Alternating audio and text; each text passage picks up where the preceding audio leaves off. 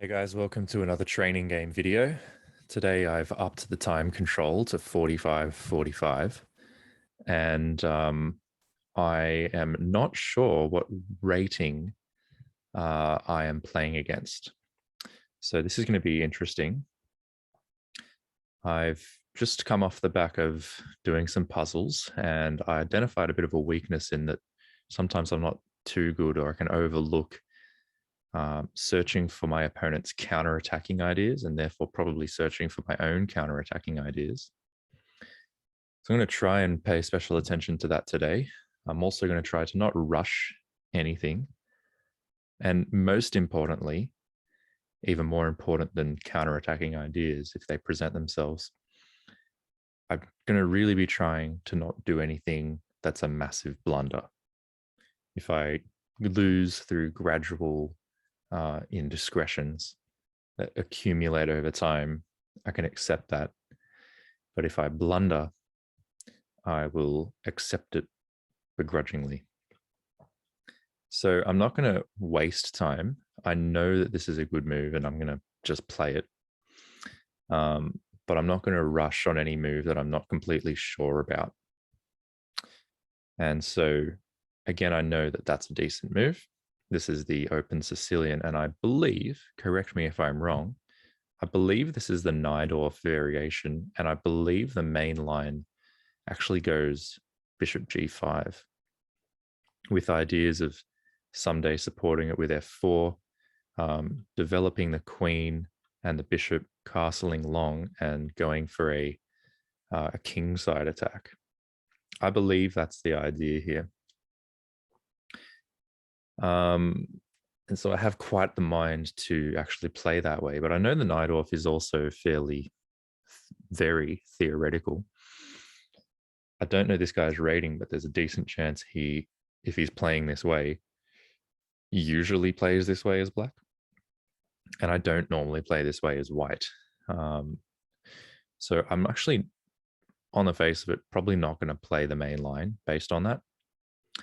But I want to play something good. So here is where I'm going to now start to really think.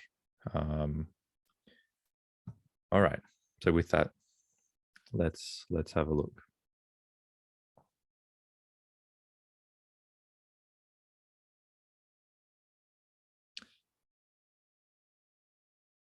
I mean, certainly what I'm thinking about is, in contrast to the Najdorf, where I would potentially castle queenside, castle long, thinking of potentially just developing my bishop to either of these squares and castling short. I could still end up with a kingside attack in such a scenario, but it might be a way that suits my style of play a little bit better. Now, I do, of course, probably have to be aware of ideas like this. And where would this knight end up, particularly if this pawn ends up undefended in such a scenario? I should pay attention to what I believe is the mainline move. Don't necessarily want to give my bishop up, but I guess if that's a mainline idea, it's a mainline idea. So how am I going to decide what to do? I'm not going to do that.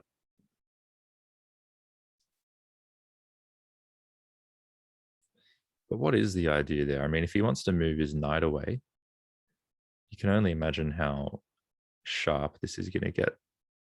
Because if thinking about counter-attacking moves, maybe he could then do something like this. Although, if I take, I would feel okay about that. So I do have a half a mind to do this move. If I move this, I've overprotected this pawn, and I don't have to be so afraid of this move anymore. And I can castle. I think that's more my style of play. If I do this, and this comes about, would I be interested in a trade of 2 pawns for a piece? He can block with his bishop or his knight. Couldn't block with his knight, actually. Could not block with his knight. He'd have to block with his bishop. Well, at least he couldn't block with his knight on this square. He could block with it over on this square. I'm not sure what I've obtained. So look,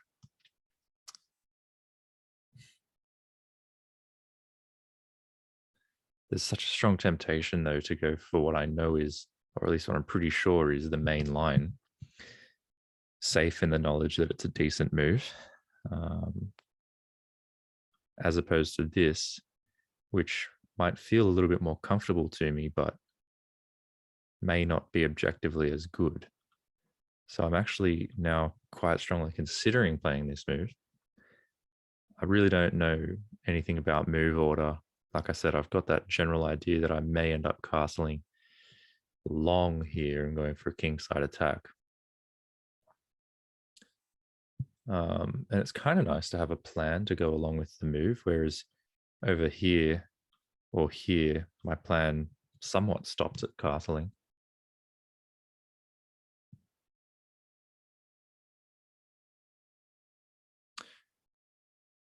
So let's experiment.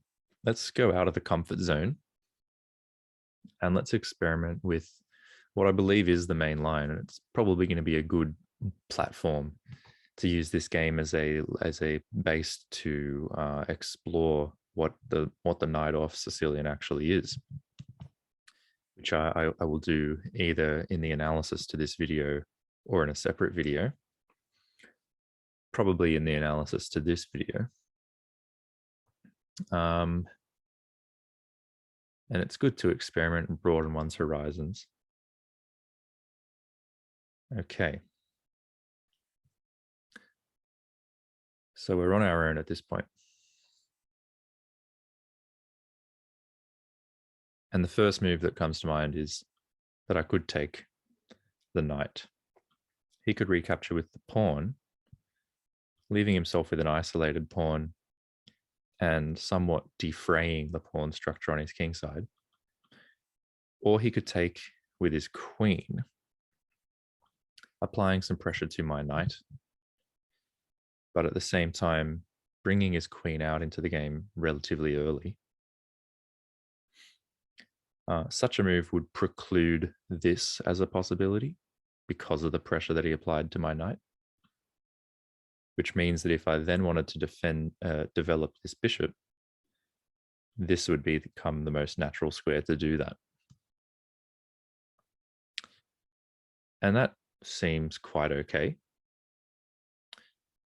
If I wanted to develop the bishop immediately or otherwise support my bishop as per one of the ideas within the Sicilian Najdorf that I'm aware of, that would give him the opportunity to develop his bishop.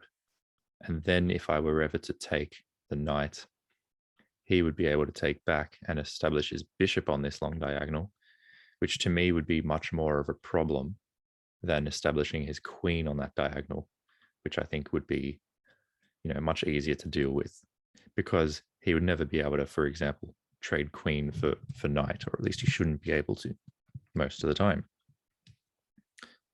So taking the knight is definitely something I'm considering. It's also worth considering that after this, even though he does defray his kingside pawn structure, it also allows him to fianchetto his bishop. And there's not necessarily anything particularly wrong with that in a concrete sense. So I'm not sure about what to do there, but I do think that if he gets his bishop here and puts an attack, and then I come here, he's either going to start attacking me on the king side,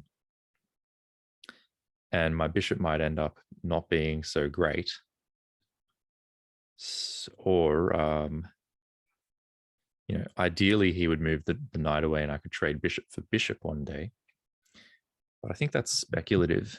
So I am actually considering taking in this circumstance, taking out one of the defenders of his king side, potentially drawing his queen out early or defraying his pawn structure, with the follow-up of just developing.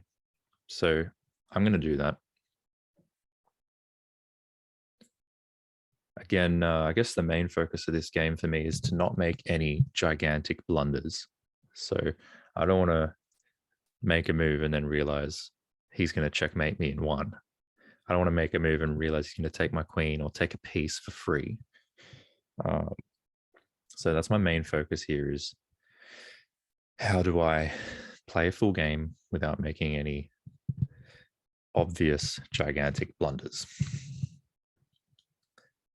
All right, so we're off to a start here in the Najdorf Sicilian. I somewhat expect him to take with the queen, but I could also understand taking with the pawn, with the idea of fianchettoing, or maybe even he would keep his king in the center, putting his rook on the g file.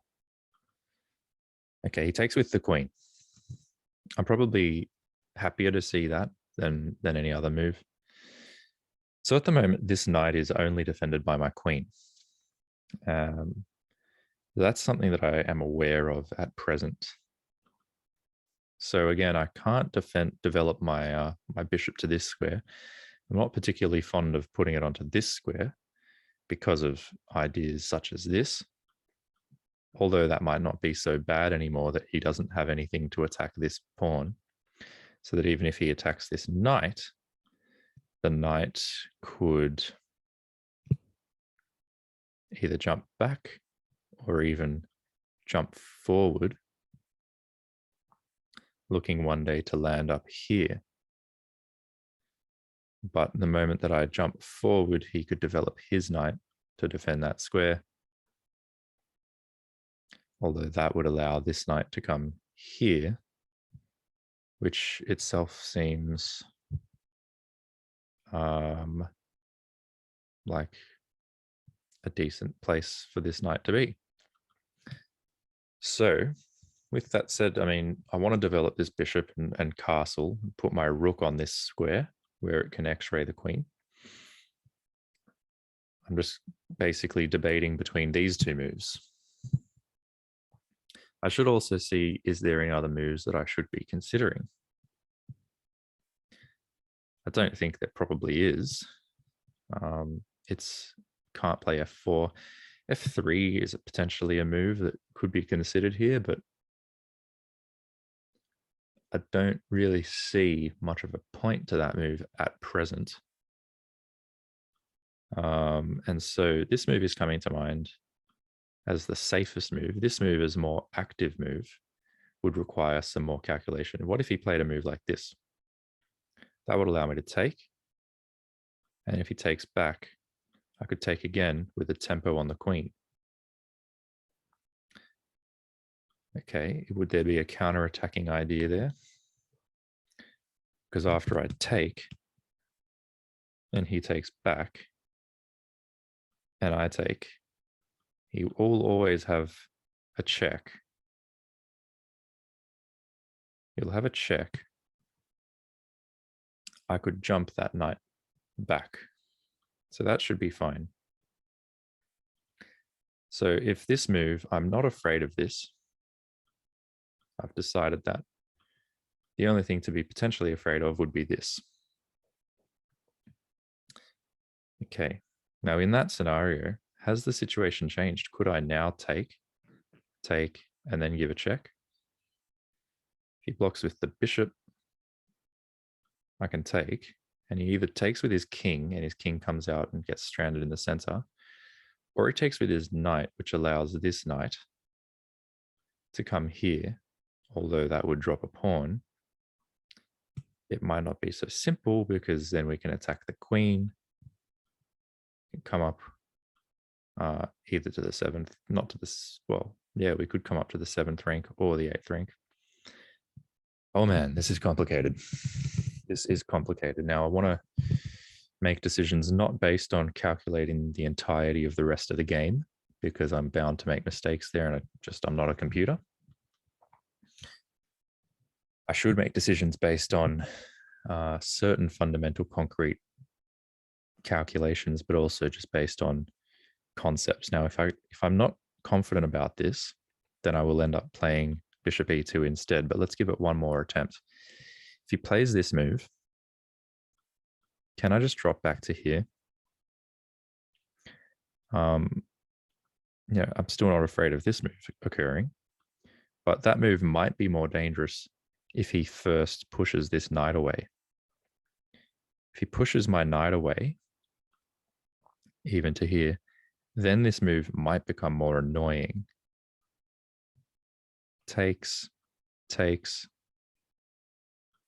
Then if I take, he would have check. But I could actually... No, it wouldn't be check because my knight is already there. It would not be check. So this is very active, and it seems as though it's somewhat safe. It might induce him to play something like this, and then even something like this. What's my response to that?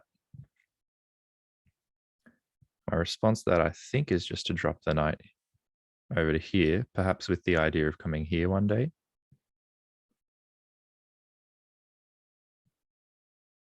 I'm then able to castle. In such a situation, it makes it difficult for him to play this move. Whereas if I play this, he still can't play that move either because of my knight. So how do I decide between bishop e2 and bishop c4? c4 is more active.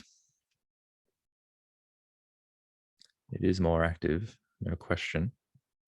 What if he just develops his knight, applying more pressure to my knight?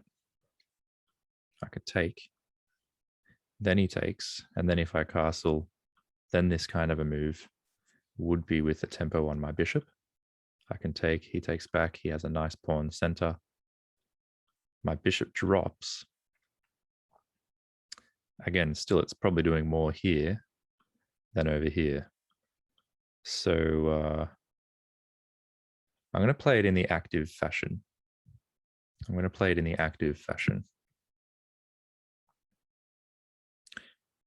Generally preferring activity and aggression to passivity. Now, things can get very complicated. But that is the game of chess, particularly at the higher levels. If you want to play simple chess, you're welcome to remain as a low-rated player. I'm talking to myself here more than to anybody else. But I would like to play at a more complex level and a higher level. So I think embracing these kinds of positions and, if nothing else, learning from them is going to be good. And again, keeping a focus on just not blundering anything massive. You know, I didn't put my bishop here and blunder my knight. So that's something, you know, that's an achievement in and of itself. Now, I think that if I were black, I would be strongly tempted to just develop my bishop and castle. And I think I'm, as white, strongly tempted to castle as well. So if he were then to castle, you know, I'm also strongly tempted to come straight in with f4 to try and pressure the queen, which is already out in the open, although f4 is very committal. Okay, so we've got this move on the board. My initial idea was just to drop the bishop, keeping it on an active square. But now we have a concrete opportunity to see whether we want to do something different. Do we want to do this kind of a sacrifice? We get 2 pawns for the knight. And if we take with the knight, we're also threatening this pawn. We're threatening this pawn, and that pawn's not too easy to defend, again, because if he pushes the pawn, we can take, and after he takes, take. However, in that scenario, there is check. There is check there. In that scenario, we can drop the knight back to defend the check, and the queen will defend the bishop. The bishop, in turn, attacks the rook. So that's very interesting, and I think that's good for us. So take with the knight, hitting this pawn, and threatening to capture it with check and trade it for the bishop. So take, and then if he pushes, I believe there, we still have a knight on this square too, but we could take, hitting the rook, And also we're threatening a fork if we go take, take, take. We're threatening the pawn and we're also threatening a fork. The benefits of playing actively. Now take, take, take. It does allow him to capture this pawn, but I don't think we need to worry about that because it's only a pawn. Everything else is already defended. And like I said, it gives us the opportunity to give a check and win a rook. So I quite like this idea of take, take, take. At the very minimum, we're getting 2 pawns for a knight. So I don't think it's going to be a gigantic blunder. There's no checks he can provide. And if he has to defend this square, he can do it with the knight. But then that gives up this pawn. So I actually think this is going to be good. Good, not necessarily great.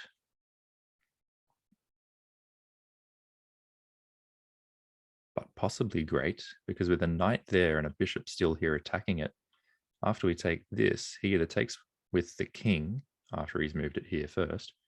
He would have to, because if he took with the rook, then the knight would hang. I think we can actually do this, although I'm not going to be too clever and tricky about it and think that it's winning. It's not probably not winning, but I like this, threatening the fork and threatening the pawn. I like it, and I'm assuming that I can win the pawn back, in which case I've got 3 pawns for a knight, and we're opening him up quite a lot. Because the alternative is we drop the bishop back, but let's calculate one step further. Take, take, take. What actually is his best move here? I think he needs to defend this square from the fork. That's more important than defending this pawn. Is there a way he can do both?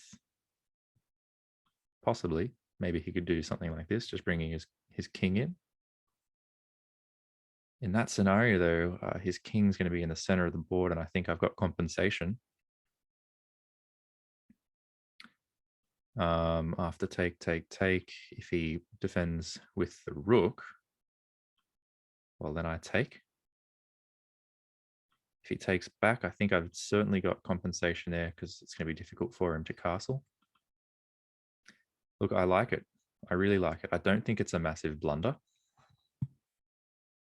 I don't believe it's a massive blunder. It might not be the best move, but I don't believe it's a massive blunder. So I'm going to play it. And we shall see how we go from here. The queen side of the board is very open, so I almost certainly don't want to castle on this side, even though my pawns are still here.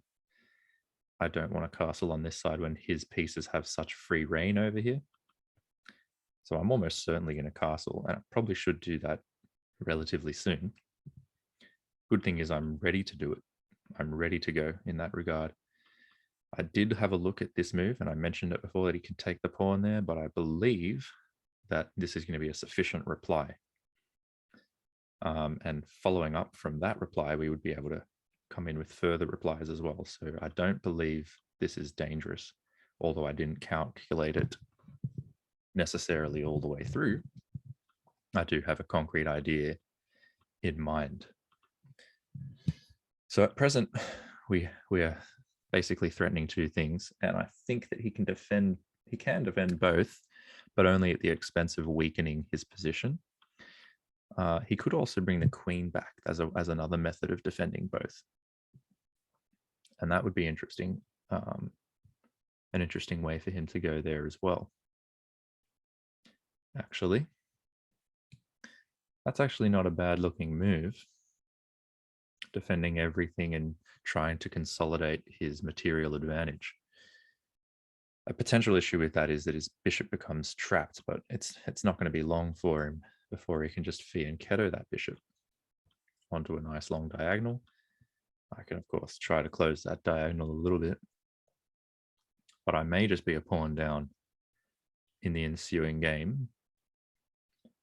Again, probably not a gigantic blunder, possibly not the best move, but the game should still be far from over at this point.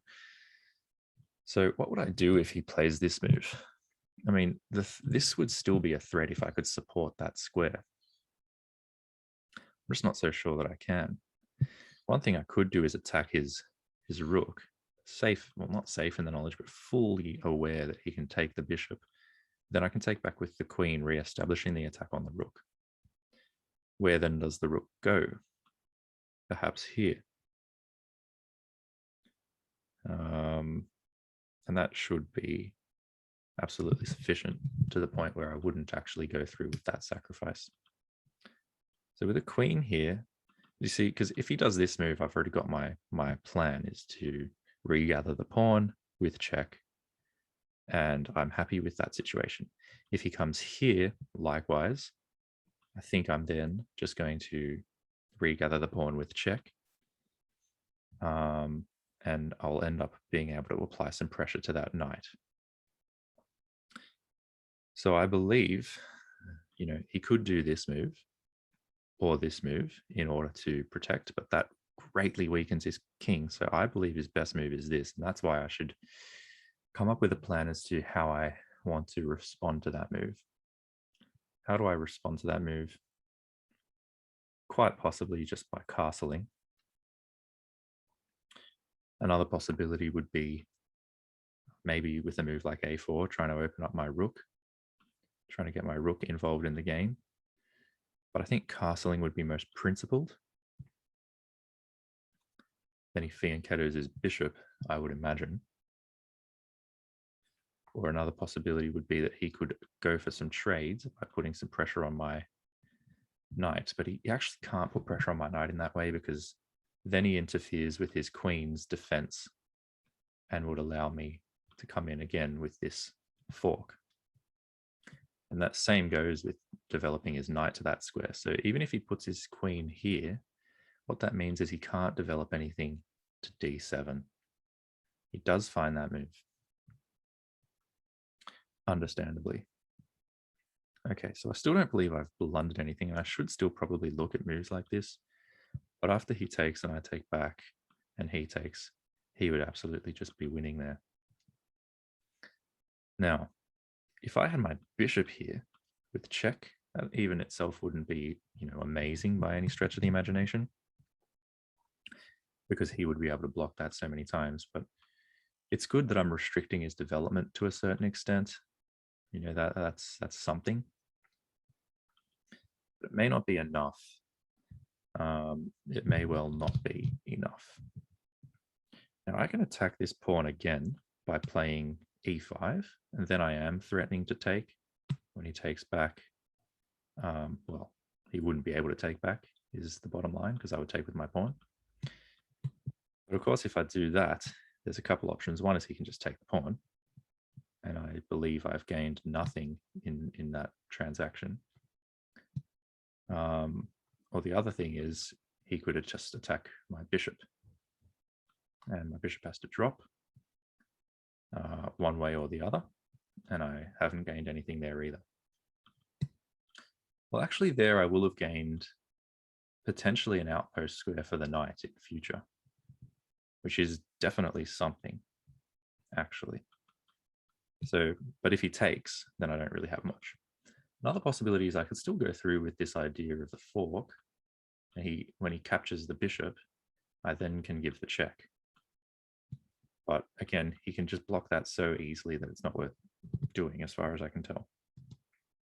So with all of that said, if I'm aware that he probably wants to fianchetto his bishop, that gives me the idea of maybe developing my queen onto that diagonal, so that if he did play g6, I could swoop in and capture a rook free of charge. That also prepares this move, which prepares this move. It just gets my queen fairly active. Now he can attack my queen, like so. Then I can come here, attacking his rook, and applying some pressure towards this square.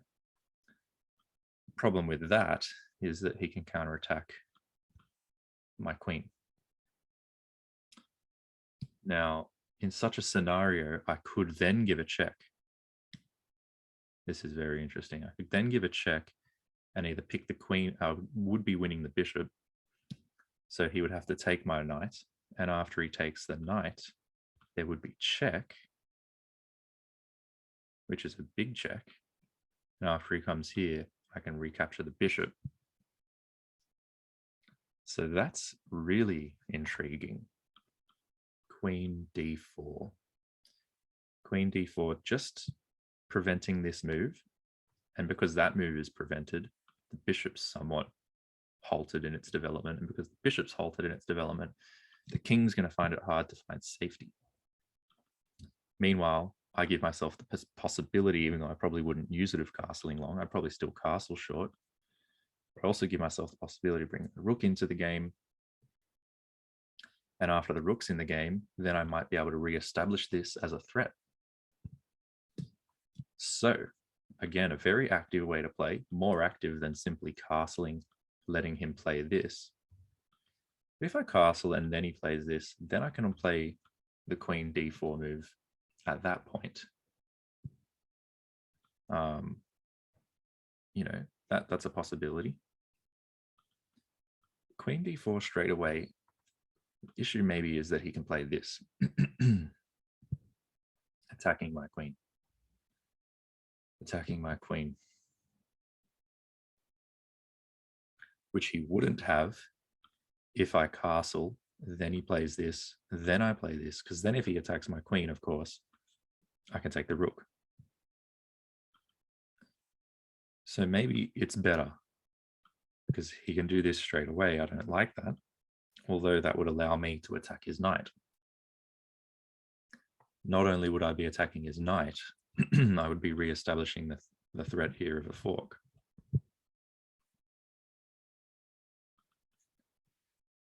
Okay, so if he attacks my queen and I come here to attack his knight, how does he respond to that? I mean, there is the counter attack on my bishop, although that may well be too slow after check. He doesn't want to take. If he were to move his king, then the bishop could move out here with check, and that would be devastation. And if he were to move his king here, then I would be winning the rook with a tempo on the queen, or I would be actually getting a discovery against the queen. So this, followed by this, followed by this, seems pretty nice because I'm attacking the knight. I'm preventing this move. Okay, I'm allowing this. I can still castle in future. I'm playing in a very active fashion. With this move still could be good, although we looked at this. You know, I'm really tempted to play d4, queen d4. I still have plenty of time on the clock, and I don't want to make any massive blunder. So queen d4, I think the main things to consider. The main things to consider is this. And I believe this is going to be a nice response. How can he defend that knight? Well, he could do this, but if he does that, then there's check. And that's going to be a really nice fork. How else can he defend that knight? He could defend that knight like this. But if he does that, again, there's the fork. If he defends this knight, how else can he do it? Maybe by bringing his rook here to attack my queen. But if he does that, there is still the fork. So I don't believe that this is actually a threat after this. I think I have everything there covered. The only other thing he can do to attack my queen is this. And in that scenario, I can play this, attacking his rook.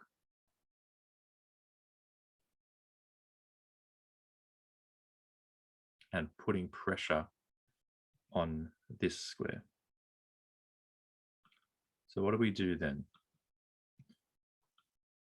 I'm also tempted to play this anyway. Playing that anyway, looking for this would be nice.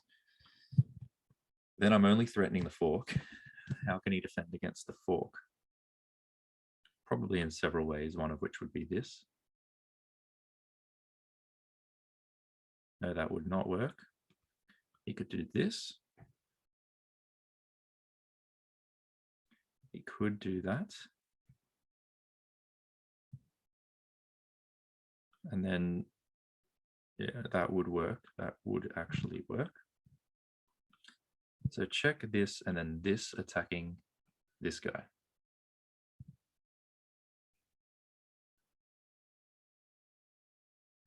Is that the way to go? Question is, what does he do? So this here and the queen here,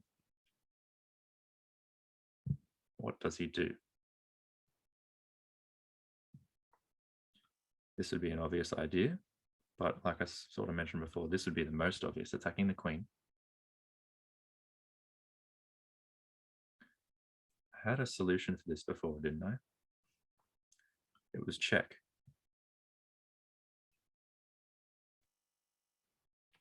Yeah, you know what? I think I really like this move. I think I really like this move. Queen d4. Hopefully I haven't done anything that's going to be constituting a gigantic blunder. And the position somehow does feel shaky for me. It feels shaky for me, not because I'm down a pawn, but because my queen and my bishop and my knight, they all defend each other. Nothing is defended. You know, there's no pawns defending anything. And it sort of feels like I'm floating in space here. I'm free falling, and I'm hoping that the bungee cord is going to catch me. And I think I've tied the knot up top tight enough. And I think the bungee rope itself is durable, and I've done some calculations. But if I'm wrong, then I'm just going to go splat into the ground. That's basically how I would summarize my position right now. Now it's not easy for him, because I've hopefully set up some challenges for him to work out. My pieces seem like they've got freedom. I can easily castle. I can easily bring my pieces in. My pawns can move pretty easily, and I have some very concrete ideas in terms of this check. Maybe bringing my queen here, maybe bringing my queen here, depending on what he does.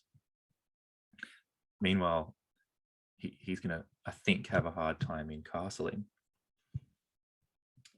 So it's an interesting game so far, definitely. I'm glad I've got 45 minutes and an extra 45 seconds on each move, because as you can see, I'm using my time. Definitely using my time. Trying to not make any gigantic blunders. So what is the best move for him here? I think I have good responses to all of these moves. I guess he could maybe just play a move like this. Put a little bit of pressure on this pawn and put the ball back in my court. Also, if he does that, then this move, I would not be allowed to play this move anymore. So possibly this move is going to be really good for him. Then I would consider bringing my knight back up here, re-establishing the threat of check with the fork. Because with his bishop here, if he wants to defend that fork in the old-fashioned way of bringing the knight here, then there's check. If he takes with his queen,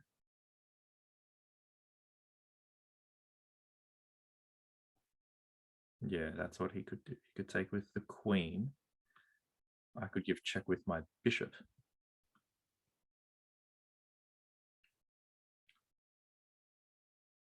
And oh boy, this is complex. It's probably harder to see it with the arrows than without. So I'm going to try and visualize it instead without the arrows. Bishop b7, queen b6, knight a6. Knight c7 check. Queen takes c7 check.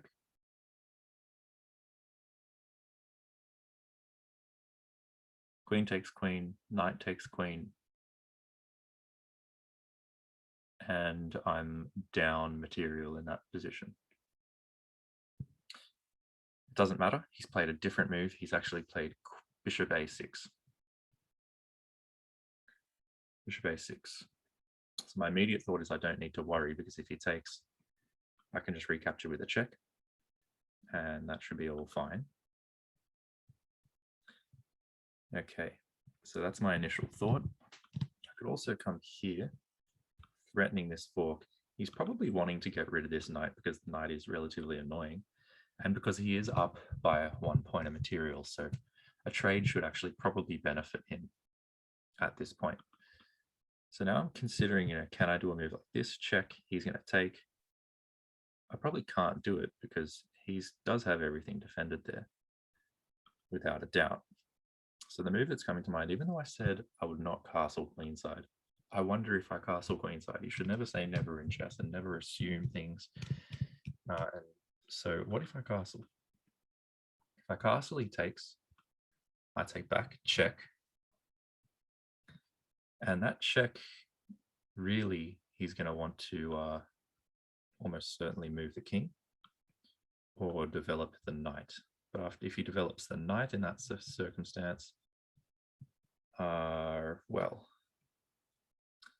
I can't actually win the pawn because his queen defends very nicely. So, yeah, I might end up just down a pawn from my earlier plan, and that's okay. It's only a pawn. How do I want to proceed? Do I want to maintain this knight somehow? Is there the possibility of giving a check? I don't think so. Can I give this check? No, because he just takes. So I don't think that's going to work. Perhaps I just bring a rook over here.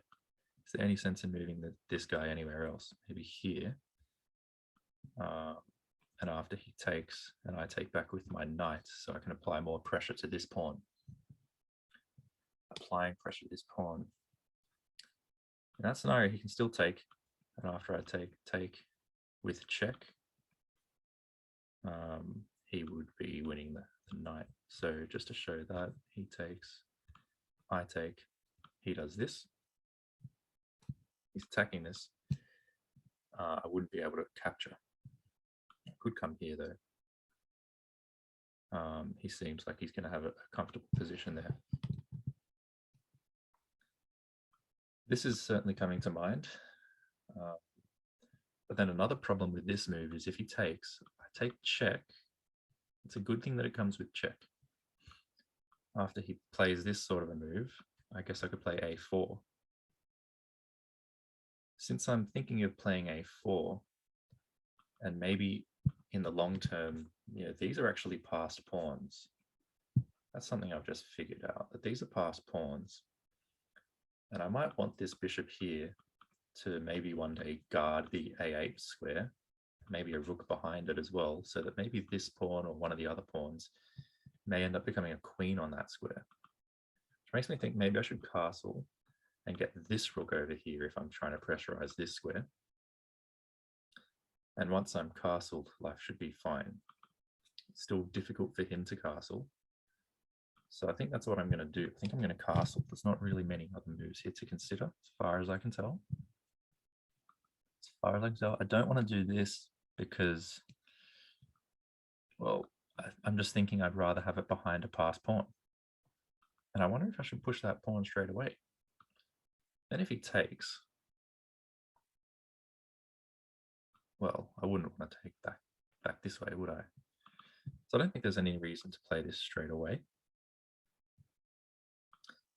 But certainly if I play this move, he takes, I take with check, I would really expect him to play this. At which point I can continue. So I'm actually going to castle. I'm going to castle.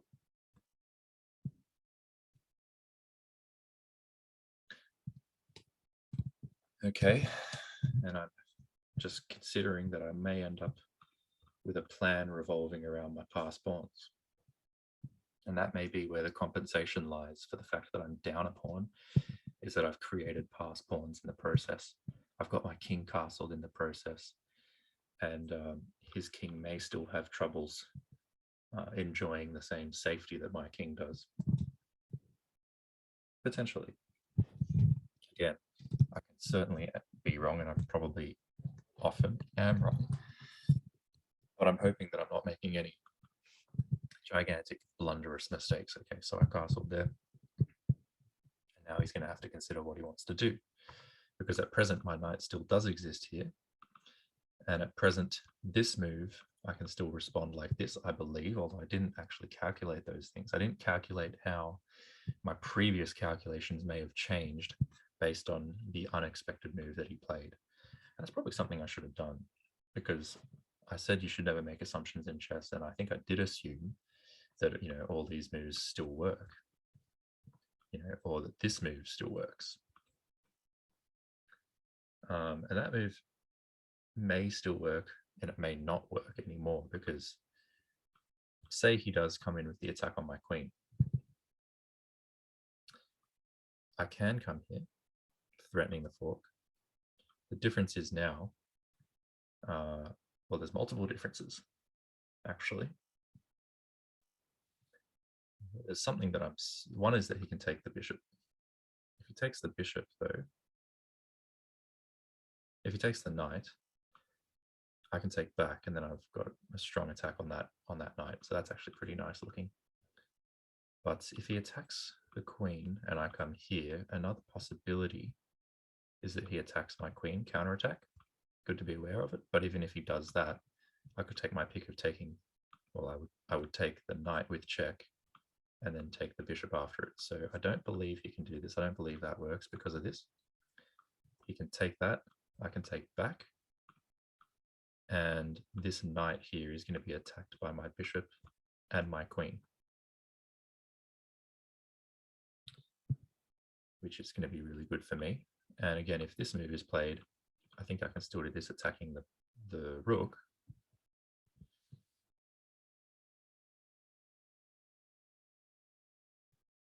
And that ought to be okay. He could then bring the bishop back, but then we have the same move as before, where I then take this with check. So those moves, I believe they still do work. And I think this is where it gets a little bit tricky for him in a certain respect. I think he will have to take, or I think he will take, whether he has to or not, I'm not sure. You know, he could do several other moves. Maybe he could go for, no, he can't go for queen trade, can't really move his rook, can't really move the knight. Maybe he could move the knight here, except that that allows check with a fork. So, you know, he can't move the bishop. He doesn't want to move the king. Can't move the pawn in order to make the bishop move possible. So I think I have set my pieces up in a nice way, and I think the likelihood is he will take the knight. I'll take back with a check. And instead of moving his king, although I should consider that, if he does do that, then I've got this check.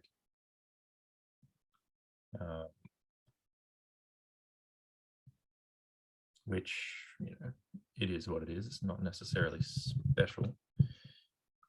But I just have a feeling that rather than moving his king, he would want to develop his knight.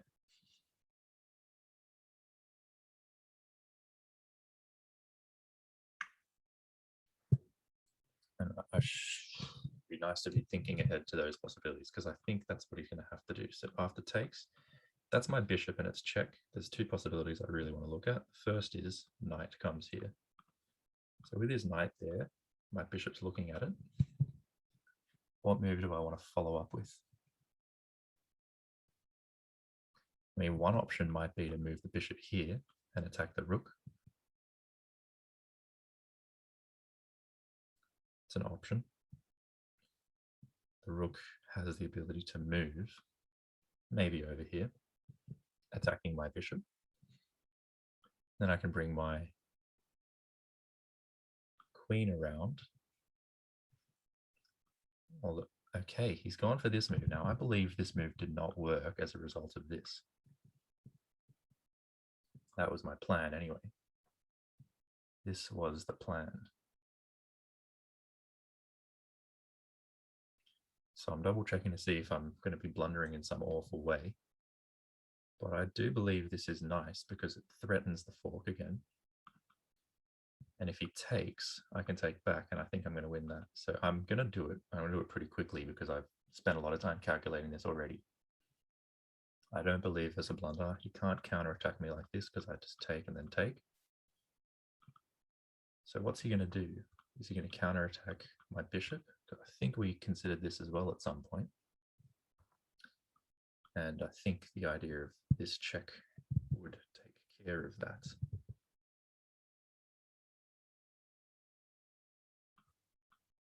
So what does he do here?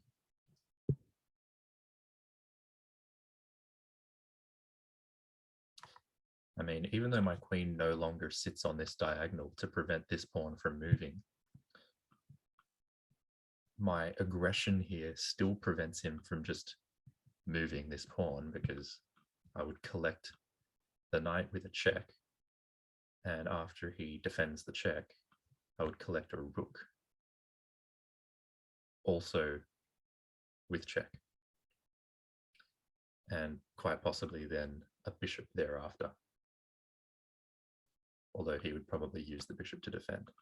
I don't think we're going to get there. I'm just saying that even though my queen is here, he's still unable to fianchetto his bishop and castle his king. And you can see his king's getting somewhat vulnerable. My king looks fairly safe. And even though I have this kind of a free-floating position where I'm being hyper-aggressive and I'm down a pawn, somehow it seems to be working. I seem to have calculated certain things probably incorrectly, but I think I've at least not made any great blunders at this point. And I don't know what move he should make. So let's say he takes this. My plan was to take back, and then I've got a double attack on the knight. The knight's pinned, and I don't see any way for him to defend that knight. Could he go for a queen trade? Absolutely not. And I just believe I'm going to be winning material there. So winning my material back with interest, as well as having connected pass pawns and a safe king. I think if he takes this, I'm going to be in an absolutely crushing position. So I don't think he's going to do that, but I don't know what he should do otherwise. Should he defend the knight? Give up the bishop? Probably not, because it gives the bishop up with a tempo on that rook. I'm threatening this fork still. I'm just threatening a lot of things. So should he move his queen more into the action? Well, that doesn't do anything against the fork threat that exists. Now, that fork threat is not the end of the world. He should probably, I'm thinking he should probably accept that. He should probably accept, me winning the rook. Maybe he can win my knight back in return. He's already got an advantage in material. So if I happen to win an exchange, meaning that I get a rook for a knight, I will be up, but I'll only be up by one, and the game can go on. Whereas if he does something like this, I think I'm just going to be demolishing him. What else can he do? We've looked at this move. I don't think that's going to be very helpful for him. What if he does a move like this and just moves the knight away? Again, it doesn't help in terms of dealing with this threat of check with the fork. So I got to say, I'm pretty happy with my position right now. And unless I'm really missing something, if he's going to come up with something that I've totally missed, then so be it. But I think I've got a good position here all of a sudden. Having calculated in advance when I moved my queen here that I wasn't afraid of this move, and having double checked it again before he played it, he then played it. This was one of the moves I'm not afraid of, because I thought all along that this would be good for me. All of a sudden I'm in this position, and I think it is good for me. I think he's figuring that out as well, although he's got plenty of time on the clock. which I like, to try and come up with a solution to the problem, or the several problems actually that he has. In general, another idea that I have here is to now use this rook, or to use one of my rooks, to get to this file and apply more pressure to this pawn. Now, which also gives me another idea, by the way, that he could come up with a counter-attacking idea. He could come up with a counter-attacking strike against my bishop. But I'm not afraid of that in the least, partially because I can just take the knight with check and demolish him, and partly because I could take with the pawn, thereby hitting this guy again. And if he were to take back, then I put a rook here and sayonara. So in other words, I'm not afraid of this. I'm not afraid of this. I'm not afraid of this. I'm not afraid of, basically any other moves. So I do feel like I've got a good position here. I really feel like this is a good position. And I think he's probably going to take my knight. No, I don't know what he's going to do, actually. I really don't know what he's going to do. I'm curious to see what his rating is. I would love to say that I've defeated, if I in fact win this game, I'd love to say that I've defeated a higher rated player. But just the fact that I feel like I have a strong position should be enough evidence of the fact that he's probably lower rated than me. So I'm not going to become too arrogant about that. Also not going to become too arrogant because I still may not be winning. The game is far from won. We still have lots of time on our clock, and the position can still become very complicated if, for example, he just somehow allows this fork. Can he then complicate the game and the game goes on? Quite possibly. Or is there even a better move that I haven't seen? Quite possibly. So he's going to spend some time thinking about it. I'm going to do the same. I suppose I could pause the video here and cut back when he comes in, but I think I'm just going to leave it running so I can get my thoughts in as well. In general, though, I do like the position. I like that I've got these connected passed pawns. I like that I can bring my rooks to the center, or even not even worry about the center and just start pushing my passed pawns.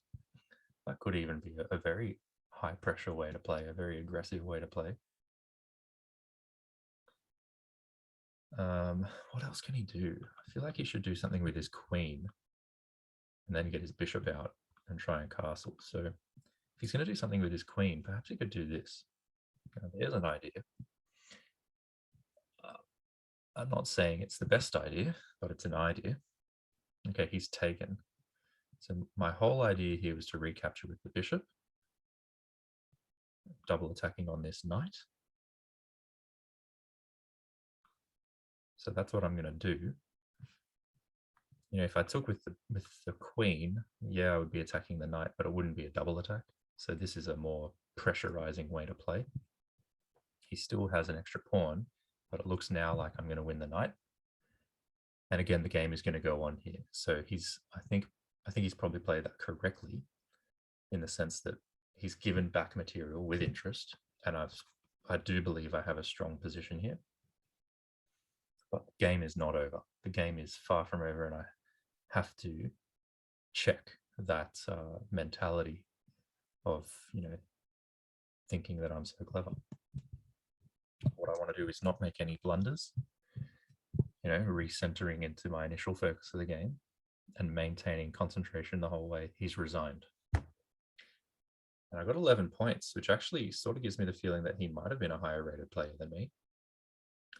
So if I just minimize the screen right here, I minimize the screen. How do I get out of focus mode? Oh no, I got 11 points, but he certainly seemed to be a lower rated player than me. Unless perhaps he was higher rated for some reason. If I just have a quick look at his previous games, out of interest to see why I got 11 points there. Yeah, he was higher rated. when we started the game. But he's a new player. It seems like he's only played a couple games. He only came on yesterday. His first game, I'm taking a detour here because I want to grow in confidence.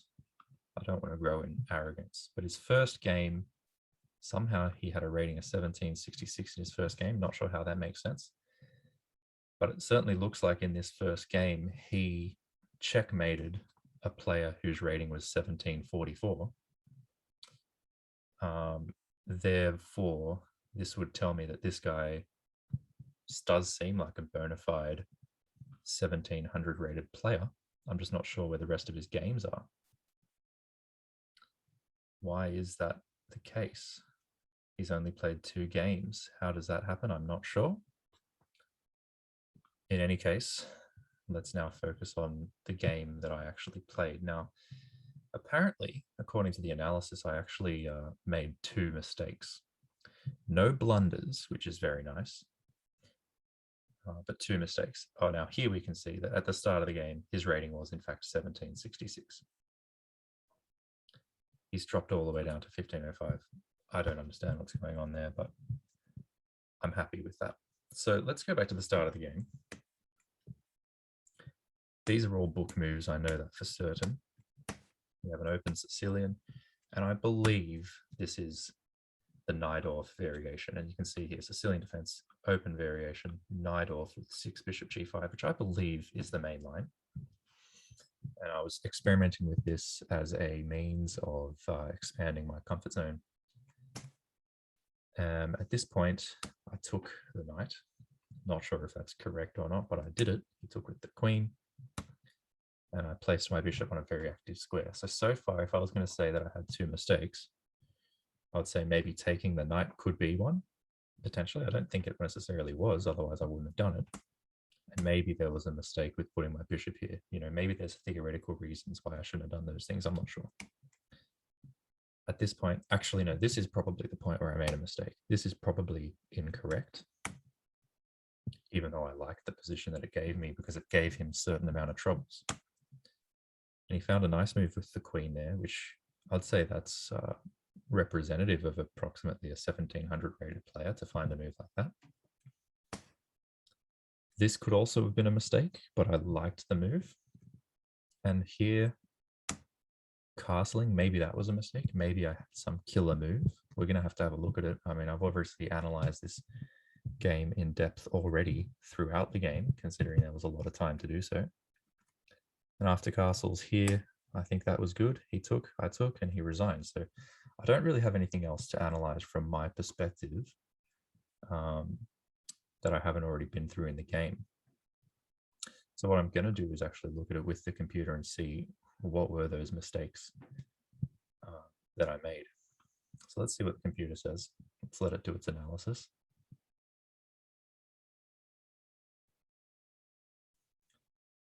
Yeah, all right. So it didn't really like the sacrifice of the knight for the 2 pawns. And in fact, this gives black a strong advantage. And I should have instead just played the bishop back here. Now, if b4 was played, as I had analyzed in the game, I was considering this move and I was considering this move with a predilection towards knight e2. So let's see what it says. Well, it sort of says both of them, but it seems to have a predilection for knight a4. See if we can find a few more variations. The difference between knight a4 and knight c to e2 is fairly minimal, although knight a4 certainly is better, objectively speaking. But I think we'll focus instead on the fact that I took this, which it says is a mistake. Why is it a mistake? Because is it just the fact that after this move, he's a pawn to the good and he can hold on to that if he plays properly? Here I played queen d4. That was the best move. I'm pretty pleased with that move because, like I said, it felt uncomfortable. I felt fairly uncomfortable this whole game. I felt uncomfortable playing outside of my comfort zone in the open Sicilian Najdorf, which I don't normally play or know the theory of, against a higher rated player. and then making moves where my position was very, very aggressive, but apparently good. Black here has the advantage, though, if they can play the move Queen B7. Not a move that I considered. Not a move that I considered. Bishop A6 is also a good move. It's also a good move. And black still has the advantage in this position, excuse me. And here I castled, which is an inaccuracy. An inaccuracy. I mean, the better move was Queen B6, which I did consider as well in the game. Perhaps I should have done that. I thought Queen B6, he would take, I take check, he develops his knight.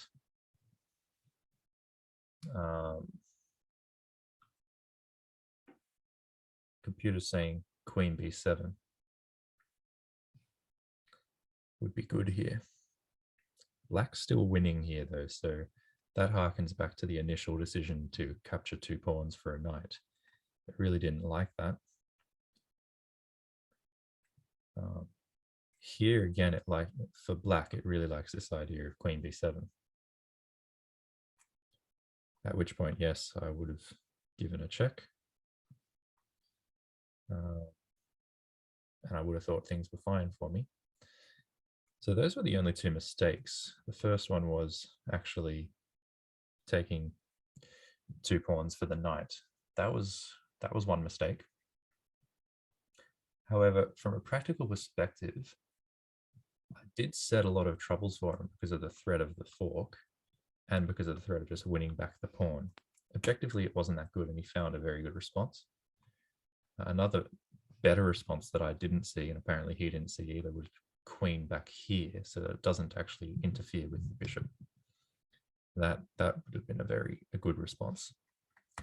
And actually, if I had seen that move when considering this, take, threatening this and threatening this, if I had seen queen can come here, then I wouldn't have done it. I wouldn't have done it. So that would be the move that I missed. A very nice defensive move. As it happens, it wasn't a blunder, although it did give white and a black a good advantage. I followed it up very well. This maybe was a useless move. Maybe I had to play with more direction here. But then he made his fatal mistake, because the position that I had set up was what I think you would describe it as very sharp, meaning one mistake can go a long way down. And that's what happened for him here. I correctly put my queen to b6, and he's got another inaccuracy. And after taking there, he resigned, because I do in fact have a crushing advantage. So I am pretty happy with that. Very happy with that. What I would like to do is have a quick look at the main line of the Sicilian Najdorf, particularly after bishop g5. What's the main line there? And particularly after bishop g5, what happens after e6?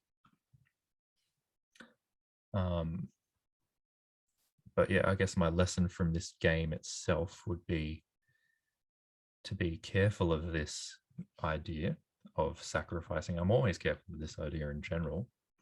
I thought it worked here concretely, but to be careful of, a queen can retreat and cover a lot of squares.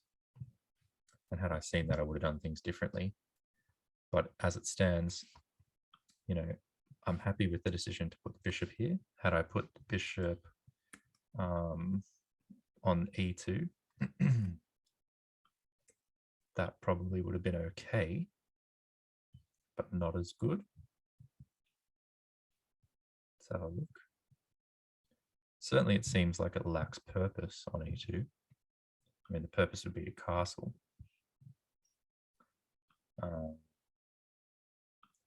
But after bishop e7, black just has a slight advantage. Whereas here, well, it's basically the same. It's basically the same deal. Queen d2 would have been another option here. Okay. So with that said, this was the only other inaccuracy of the game where I should have maintained the aggressive pose. And if, that basically would force a move like this after check, king e7. King e7, I would take the queen now. And after he recaptures, I would capture the knight, the rook, sorry, and he would recapture. And I've come out of that with a bit of extra material. So it's hard for me to see how that was wrong. It wouldn't have been wrong. It wouldn't have been wrong. So the position, yeah, I'm pretty happy with that game. A decent training game. The main lesson was to be careful of that retreating queen's defensive move, and therefore to always be very suspicious of these sacrifices, unless there's a definite concrete way to go. But nevertheless, I think, the idea of putting the bishop on c4 was nice. My follow-ups were generally nice, although I should have been a little bit more aggressive in follow-up because this was an inaccuracy. And if this would have given him an opportunity to play bishop b7, sorry, queen b7, here I would have been thinking about this move almost without a doubt. If he takes, I would then take this. What would be so wrong with this? He takes d6, then I take bishop. Queen takes g7. That's what it likes even more. Well, what's wrong with this?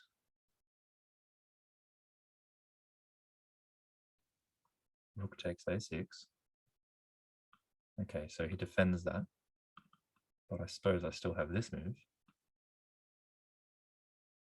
I'm just down material, aren't I? So these pawns somewhat compensate for this. But otherwise, he's got a bishop for a pawn, and he's just crushing. All right, not bad at all. Let's have a quick look now at the open Sicilian Najdorf variation with bishop g5, e6. Wow, I've never actually seen this feature on chess.com. This could be cool. So it's actually showing me games against games that master players have played in this line. So this is a low-rated game. But these particular players have played a lot of games in these lines. So what normally happens here? What normally happens after bishop g5? That's what I want to know, is what happens after that.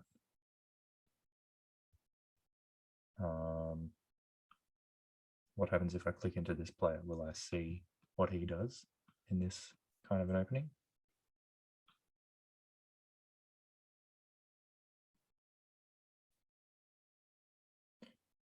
Maybe not. So let's say open Sicilian.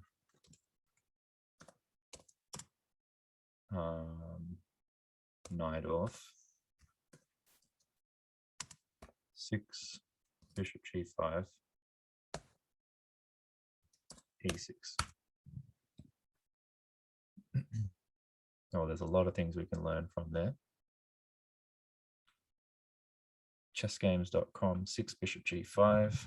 Let's try and find some games. Collection of important games in the Najdorf.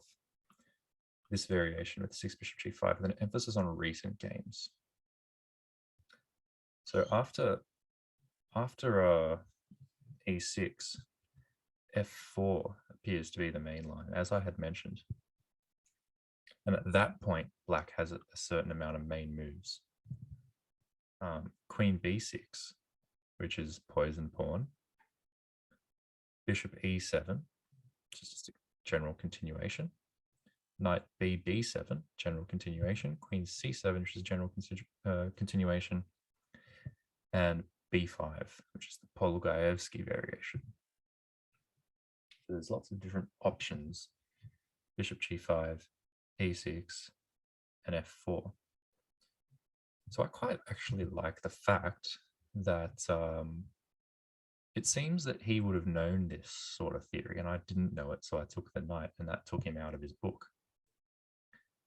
If we have a look at the poison pawn variation, it's something I've certainly heard of a lot, the poison pawn variation within the Najdorf. It's extremely sharp. Okay, we just played a sharp position in the Najdorf as well. It's been exhaustively analyzed by both man and machine. 10f5 was thought to be the critical line, and the verdict was a draw with best play. And there's an example game there featuring Kasparov and someone else, apparently representing best play by both sides.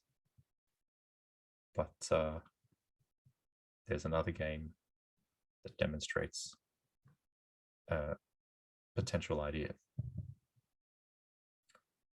Poison pawn has attracted renewed attention because white tries for an advantage in the line with 8 queen to d2. So after queen b6, we're going to do queen to d2, and then queen, what do they say? Queen captures b2, and that there would be the poison pawn. Then there's rook b1, queen a3, and then e5, e5. Then something's going on here. DE, okay, DE. E5, DE, FE, and then knight F to D7, and then knight to E4. Whew. Let's see if I can remember that. So I'm going to go into Stockfish now and just see if I can play through the main line of the open Najdorf poison pawn variation. So it would look like this: Sicilian, open Sicilian,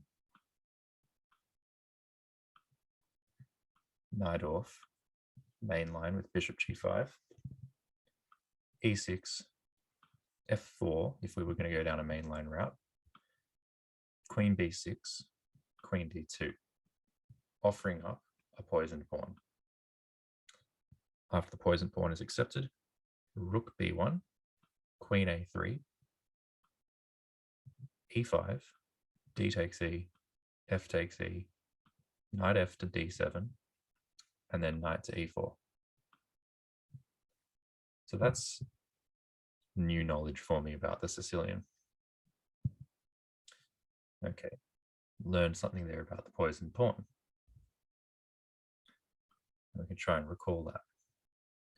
But what I would really like to know is what happens after e6, 7, bishop takes. What happens if bishop takes knight?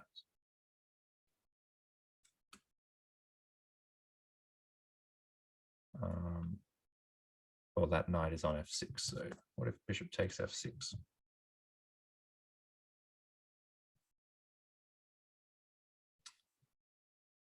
Are there any games in that?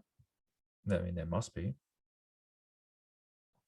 Let's have a look at this website, Chess Strategy Online. Okay. Although this might be a, let's go to the Najdorf.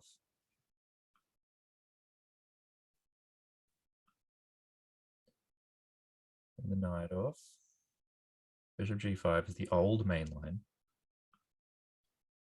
Leads to fascinating attacks and counterattacks. Yeah. 6e6, f4 is just the main line, but there is a chess database that I once found. Was it this? Chess.stack exchange? No, this wouldn't be it, I don't believe.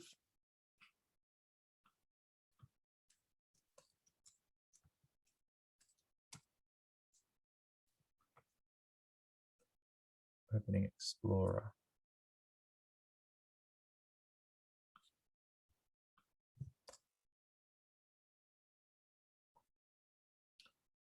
Chess Openings Explorer. Might have been 365. Yeah, this might be right. So let's have a look. I want to see in the game that I played in that line. We have a Sicilian. We then open.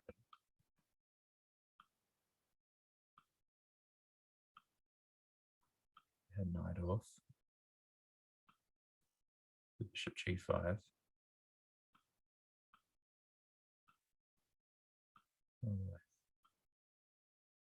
For goodness sakes. Looks like I actually have a login. Okay, now I have to go to the Chess Opening Explorer. Let's do that again. So the Sicilian.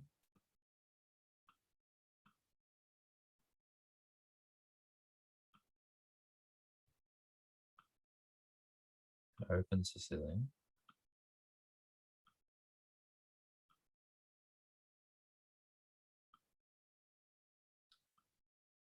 Najdorf.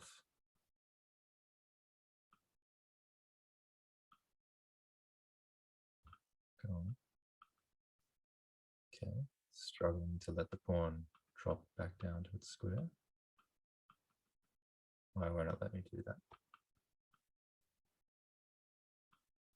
Maybe it doesn't like Safari. A6, if I press it there. Bishop G5, E6, and now we can have a look. So the move bishop takes F6, which is the move that I played in the game, is very uncommon, actually, very uncommon. Only 15 games, whereas F4 is played 14,000 times. So bishop takes is really quite rare. And in terms of the winning chances, black tends to do quite well, but it's only in 15 games. Hasn't really been explored very much, as far as I can tell. Now, what normally happens after bishop takes F6, you do have some games here that have gone down this road. Queen takes F6 has happened almost always. G takes F6. This would be an interesting game to see. Happened between a high-rated player and a lower-rated player, and white ended up winning. But queen takes is basically the most common move. And then bishop E2 is the most common move, whereas I played the much more active bishop C4, which the only other game on record was also won by Steleza. So I would really like to actually, here is their game. Here's a game played by high-rated players in the exact line that I played. Let's take it back from the start and have a look what happened. Same opening. Capturing the knight.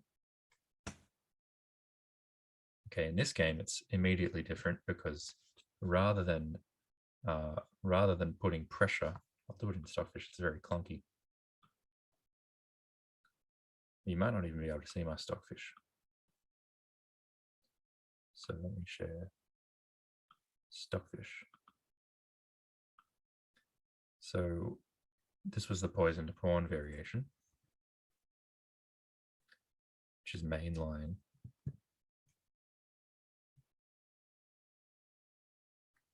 I'm not sure what happens after that, but that's enough.